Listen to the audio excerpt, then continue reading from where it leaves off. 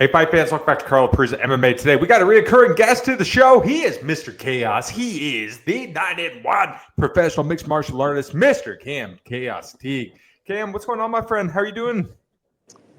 Just staying busy. I'm doing good. Absolutely, man. Last time we saw you out, Island Fights had a heck of a night, heck of a fight against David Zellner. One of the top performances I think we've seen you do. Switching things up a little bit, last week got announced you're going to be on Off the Hook. You're going to be on Dean Toole's new boxing promotion that he's working on. He's a part of taking on Stephen Confer. Overall, what was it like? What was the decision to try this boxing stuff out? I don't know. I've been in the gym, just waiting for my opportunity. And Dean and Will, they hit me up and said they had a slot open if I want to box. So why not? I like to fight. A fight's a fight. Doesn't matter what kind of rule set it is. I'm just do what I always do. I mentioned a minute ago, but coming off of that Dave Zellner performance, I mean, what amazing victory. We talked about a little bit after the fight. I mean, your whole skill set was really on display there. I think David Zellner, one of the toughest dudes in mixed martial arts. I mean, you threw everything at him, and somehow he didn't go down.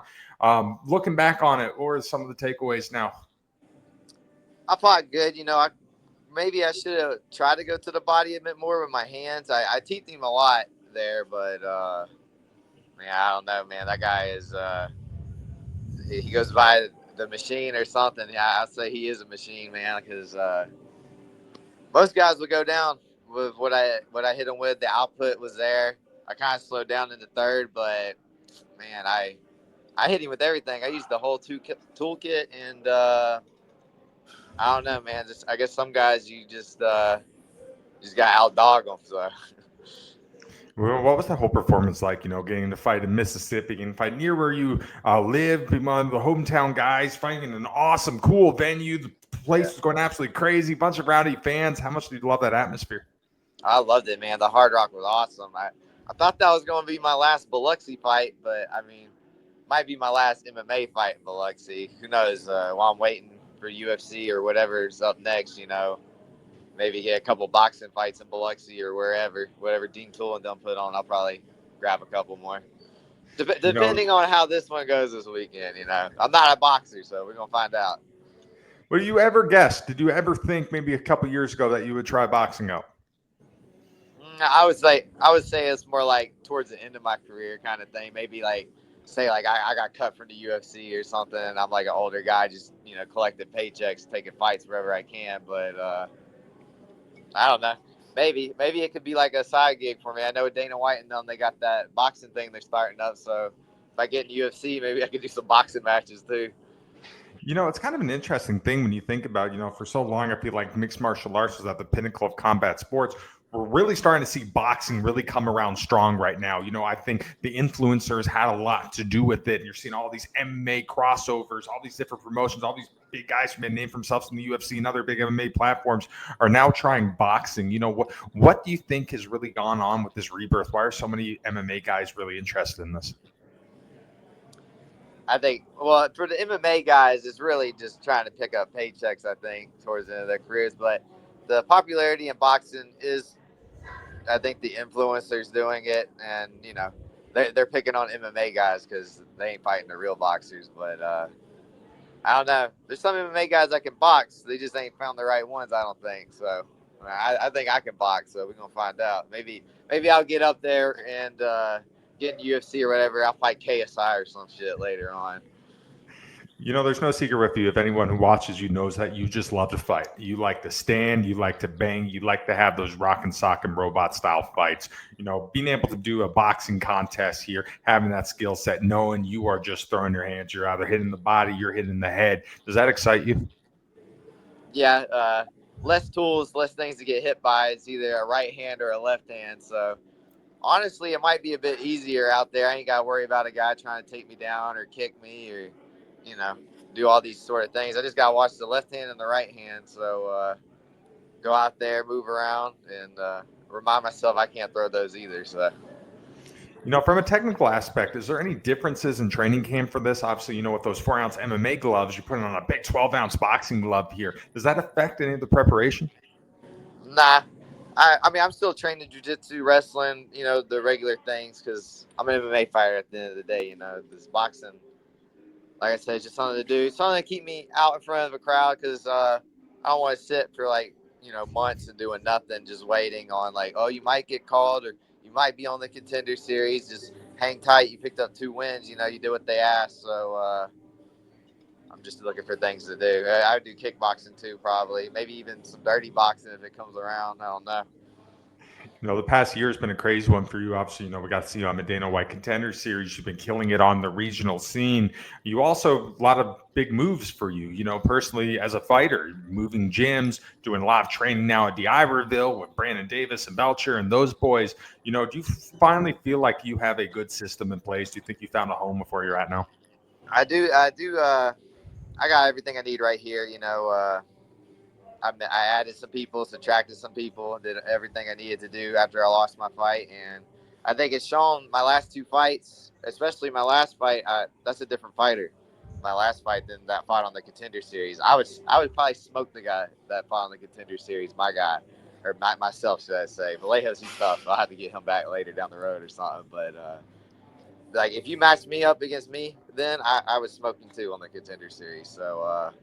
I think I'm making all the right improvements and doing everything I need to do to get back there and put on the best fight I can. In this day and age of mixed martial arts, you see a lot of guys being very selective of who they fight, especially when they're on the regional scene, especially when they start getting 8-0, 9-0, 9-1, right when they get a Contender Series range. You're a type of guy, it's anyone, anywhere, any place. Took on David Zellner last time. A guy who's fighting the PFL, like a bare knuckle guy, a guy that is not an easy fight, and probably not the best business decision to risk a record like that against a guy like that. Instead of waiting around here, potentially listening from the UFC or something, you're taking a boxing fight. How much pride do you get in having that reputation, man, of, I don't want to sit on the shelf. I just want to keep doing this?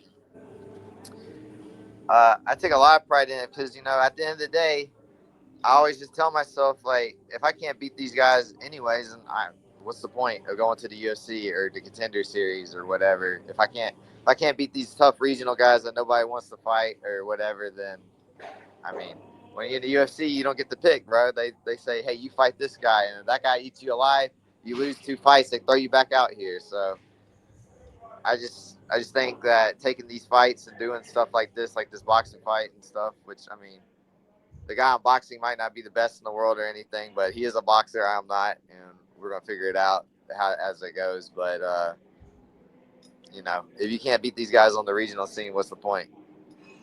From a mental aspect, when you're able to stay active like that, does that help calm you? Does that just reinforce that you're doing everything the right way? It does. It keeps me in the gym too. It keeps me level headed. Keeps me working hard because there's a goal at hand in front of me. I'm a guy that I feel like I get better in the gym when I know there's a guy waking up every day thinking about me, training for me, getting up out of bed, running miles every day because the other guy's probably doing it too. It beats just sitting around and I don't really feel like training today. I guess I won't. Versus I gotta train today because I know that guy is too. So I think it just keeps me going. The competition of it all. At this point, you feel like you did enough on the MMA scene for the next one potentially be the Contender in the UFC? That's what my management thinks. That's what I've kind of been told to. Can't really release too much yet right now, but big things will be coming pretty soon. And if it goes my way, hopefully I get the short notice. Absolutely. There's been so many sacrifices that every mixed martial artist has to do. Obviously, battling it out on the regional scene. You're not making millions of dollars there. A lot of guys have to have that 9-to-5 job. You don't have to get to see your family much. You have to dedicate your whole life to this. You have to experience the highs. You have to experience the lows. Knowing that you're so close, does that really allow you to see, it's worth it? It is worth it. Even if I didn't make it, it'd all be worth it because, I met so many people along the way, formed so many relationships, and I've grown as a person fighting and stuff. This sport will humble you quick. It's different than other sports. You don't really know if you got it until maybe you make the NFL or something. Then you get humbled or something. This sport will humble you out the gate. So I walked in. I used to think like everybody thinks they can fight, and then you walk in MMA gym, they smoke you. So that's what I think. So fighting is just who I am at this point, and whatever happens here on out, I'm happy I took this journey. There's so many fans that watch this, and obviously they understand what you're doing. They understand you're going in the cage, you're trying to beat a guy, you're trying to win a belt, you're trying to get the UFC, you're trying to advance yourself in the ranking. But I think what very few people understand, that fighters have another fight than just the fight in the cage. It's the fight for financial freedom. It's the fight to avoid clocking in at 9 o'clock and clocking out at 5 o'clock. It is the fight to live life on your terms and live life your way. For you, is that another reason why we do this? Yes, sir. I would like, I would like to be done when I'm done fighting, be well off enough not to work again, but that's probably not me. I'm a hard worker at heart. So even if I was well off in, like, say my 30s is when I'm probably going to hang it up. Obviously, I like to say I'm going to retire at 35, but I ain't there yet. But, I probably still just work, get some insurance or something for somewhere, I don't think you could just kick back off fighting, but I don't know. We'll figure it out once I get there. For you, do you feel that fighting is more mental than it is physical? I think it's both. You obviously, you can get by off just being talented, and but you can't fight scared either. There's some guy you see guys out there all the time. They psych themselves out, and they don't fight how they do in the gym. I know a lot of fighters that are way better in the gym than they are in the cage, and I'm blessed to be able to say that that's not the case for me. I think I get the best version of myself every time I'm out there. So these guys, I don't know. Some people are just wired different. I'm wired different. So Dean Toole's got this new thing, off the hook boxing promotion. Really has a stacked card here. Obviously, Devin Right. Cushing's on here, dude who's been so successful. Sabin Curran's on here. You got Chase Sherman putting the boxing gloves on. Charles Bennett's on here. What's it like to be on this promotion? What's it like to be part of the inaugural one? That's kind of why I did it too. I want to be on the first one. I kind of wish I got that Charles Bennett fight. Honestly, man, that's a guy I've always kept asking for, but they never let me fight him. I know he's not the same fighter that he once was, but it's just a name on the resume. Underground King at one point, the Underground Legend. I'm happy with the fight I got though too. I'm not overlooking my guy or anything. He could smoke me for all I know. I don't know. I'm just gonna show up. I'm gonna box, see how it goes, and if I knock this guy out or something, maybe I box again next month on Off the Hook 2 or whatever it is. So I'm glad to be on it. On May 3rd, you're taking on Stephen Confer. Overall, what do you think of him as an opponent? I've left it up to my coaches to watching. Like my boxing coach Johnny's been watching him, so I don't know much about him. I'm going to find out about who he is and what he's about. So I know he's tall. He's going to probably tower over me. He's like 6'2". I'm only like 5'10". So a little bit different for me because in my MMA fights, I'm kind of the long, lanky guy, kind of a lot taller than most people at featherweight. But this fight's at like middleweight, which I think is 160. So I ain't even got to cut weight. I just got to show up. With this being a little foreign, a little different rule set, boxing gloves, is that excitement? Do you feel some excitement off of this? It's just a fight to me. We could do it without gloves for all I care. They have to pay a lot more if I did it without gloves, but it's just a fight. I just can't kick him or spinning back elbow or whatever. I can only punch him. So. Absolutely. Before I let you go here, I want to run by some big UFC contests, and I want to see if I can get your prediction on who you think's going to come out here. We got some great ones coming up. Obviously, a big rematch. Sean O'Malley taking on Merab Dvalishvili. Who do you got pulling that one out? Probably Merab again. I think the worst thing you can do is rematch the guy that smoked you like that. I feel like Sean needed to go fight somebody, get a win or something. But like fight Corey Sandhagen, I'd rather see him fight Corey Sandhagen than Merab again. But I think Merab probably just decisions him again. Another big title fight we got coming up is Bilal Muhammad. He's taking on Jack Della Maddalena. Who do you got going there? Unfortunately, I think Bilal will take that one again. JDM, he's good. But, Gilbert was kind of dragging him down until he got caught and stuff. And if Gilbert can do it, I'm pretty sure Bilal will. So I think another decision win there for remember the name. All right, so the last one here. We got a fun one just announced over in New Orleans, Louisiana. Dustin, the Diamond Poirier, probably his last contest, taking on Right. Max Holloway. What are you thinking there? I would like Dustin to win, but retirement fights lately don't really go the way of the guy that announces he's retiring this fight. So I'd say maybe Max might get it done this time, but I just hope that somebody gets hurt on that card or sick and I get on it. You know, when you're seeing these guys, when you see the big marquee guys in the UFC, does that fuel you even more? Do you get pumped up and be like, hey, I'm so close. That's going to be me in the future? I just take it one fight at a time, and I'm just hoping to get that call soon again, whether it's Contender Series or short notice. I'm training every day for it like it's tomorrow, so I just need to fall in the ring, and hopefully I can be one of them guys one day. For you, what would it mean to have that opportunity to do this again, you know, and break through that threshold and actually get in there? Everything. It's the goal. It's the whole reason I'm doing it. If you told me today that I wouldn't be a UFC fighter, I'd probably just go back to work, because, I mean, PFL and Bellator and Bare Knuckle, whatever, BKFC and Dirty Boxing, whatever else they got going on, that's cool and all, but, man, everybody wants to be in the NFL, so everybody wants to be in the UFC. You know, you've done so much, you know, in this career already. You know, you've done more than what 90% of guys probably do when they try to be a professional fighter. Obviously, we're not at the goal yet, but is it kind of crazy to look back at what we've accomplished so far?